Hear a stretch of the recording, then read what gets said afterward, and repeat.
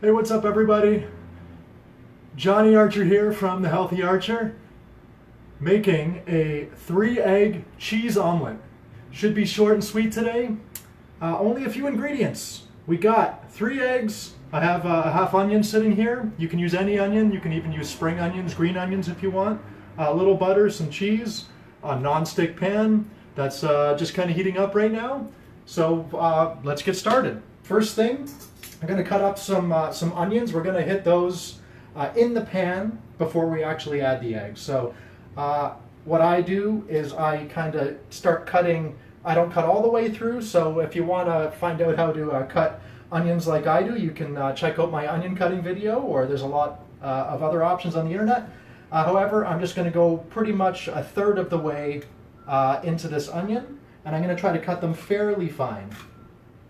We don't need too many onions for a single omelet,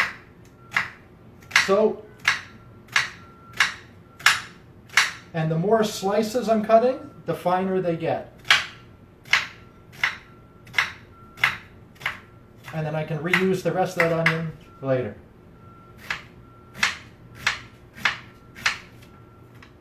Okay, so maybe just, probably a tablespoon to 2 tablespoons of onions.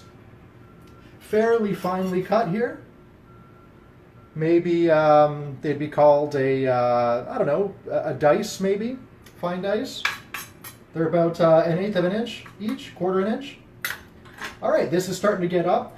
So I have 3 eggs here that I've already cracked in. 3 eggs would be good for 1 person, sometimes 2 people. Sometimes 2 eggs. If you were to make an omelet for more than 1 person, I would use maybe 5 eggs, possibly 6 eggs. I would choose a bigger pan. This is an 8-inch pan. I would probably choose my 10-inch pan, and I would maybe cut the omelet down the middle at the end. And we'll see how it goes.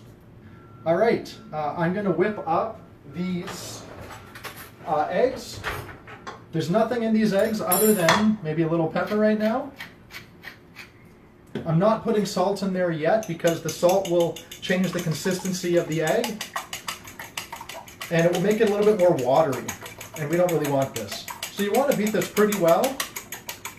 There's different opinions on how much to beat these eggs, but for the most part, I think more is better than less, and it also kind of aerates them a bit. Some people add some milk, some people add some cream. I just keep it bareback. All right.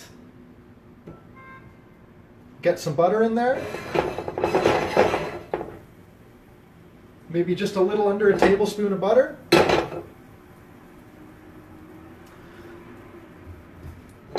So I'll turn this up a little bit. And we'll see that pan heat management is one of the most important things when you're cooking an omelet. Never be afraid to take the pan off and add it back to the heat source. It's one of the best ways of actually maintaining the heat, and the best way to reduce the heat in your pan is to pull the pan away from the burner entirely.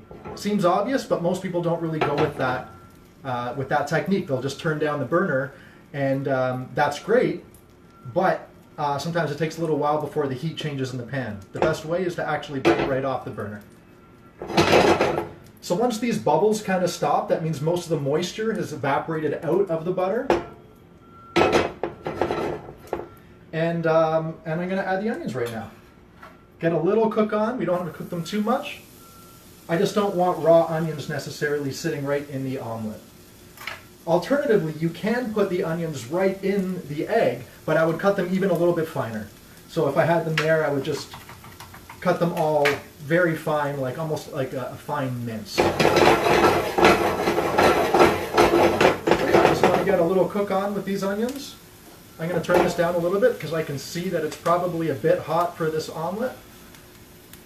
And again, heat management, pulling it right off the burner. Smelling good. I got a little bit of cheese. This is just like a spicy, I think it's like cheddar cheese, but you can use anything you want, or you can fill it with anything you want. Mushrooms, avocado, other cheese, some spinach if you had pre-cooked some.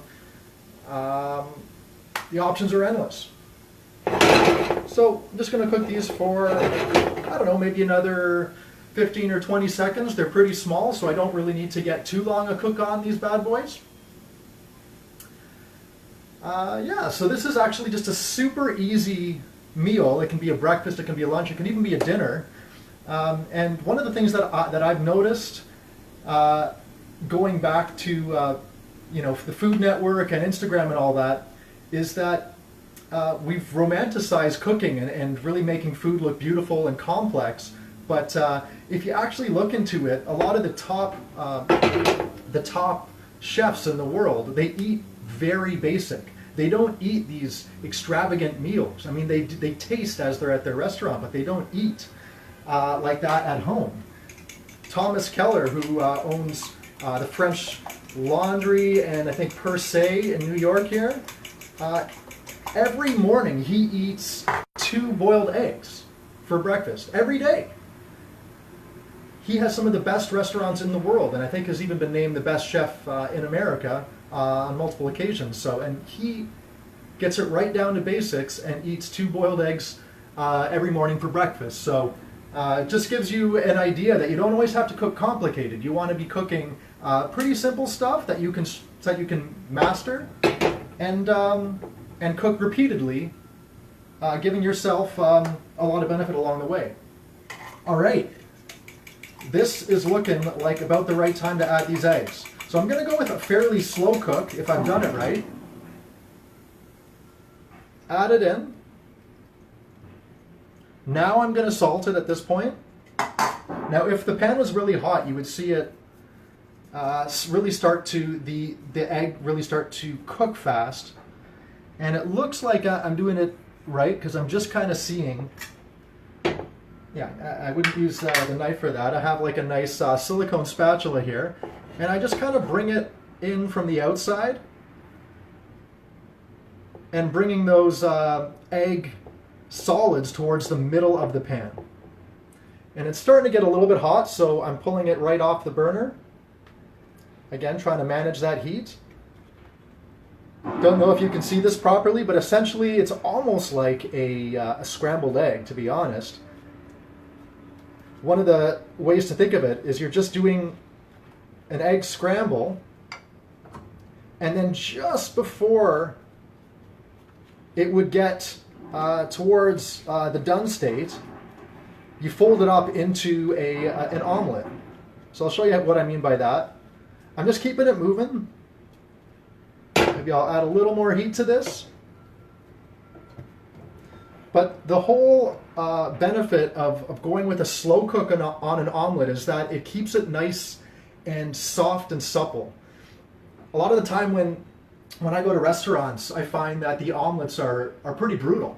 They're overcooked, they have color on the outside, and I think that they shouldn't be hard and rubbery, they shouldn't be cooked too fast, and they shouldn't really have much color on the outside, and we'll soon find out if I've actually succeeded with that.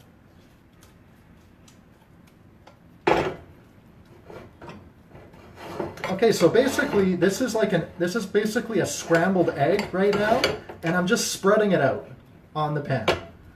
Trying to make sure there's not too many uncooked parts here. And I'm just kind of folding it in, or getting underneath it from the outside.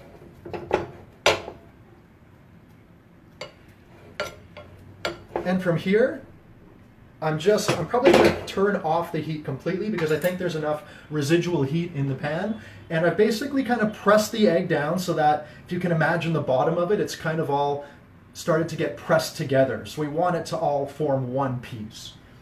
And once we get to this, which is basically a scrambled egg, just under where you'd do a scrambled egg, and I'm just going to do a single fold omelet. You can do a 2-fold, which is pretty too, but to keep it simple, let's just do a single fold. I'm going to put some cheese just on the one side.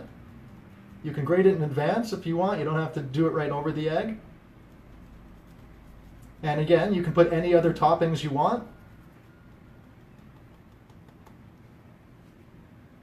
Right on. Starting to look pretty good. Spread out that cheese.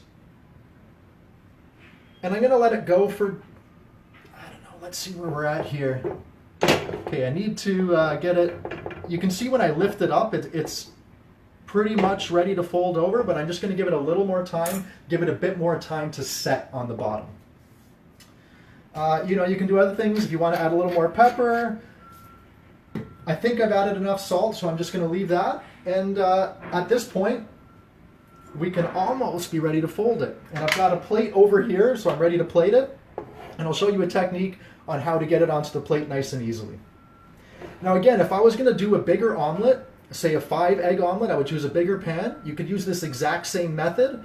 And then once I fold it over, you can cut it down the middle with something and then just distribute accordingly. All right, so let's see how this works for me.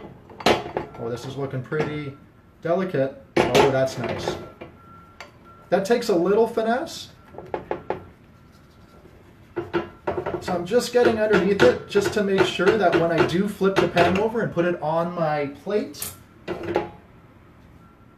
So as you see, there's really no color. There's no brown. These are just onions, but there's no dark color. And if you touch it, it's got like a nice, kind of a soft, supple spring back. And that's what I like. A nice, soft, supple spring back. No brown action here. Eggs are where you don't want the brown action. I know a lot of other stuff. I talked about some brown action on the broccoli, on the cauliflower, on the salmon, on the asparagus. On the eggs, keep it yellow action. All right? So from here, if you want to find the best, I find the best way to flip this is to actually treat this almost like you're going to do a bicep curl with it, with the pan on the inside. So you grab it underneath, as long as it's not too hot, and it's not. And then from here, I have my, my plate, and then I'm just going to flip it like that. And then from here, you can just sort of, you know, get it into the right part of the plate, tidy it up a bit, and that's it. That is done like lunch. And sometimes I like to put a little bit of this sriracha sauce on there. It gives it a nice flavors for the kids. I like to do a nice happy face.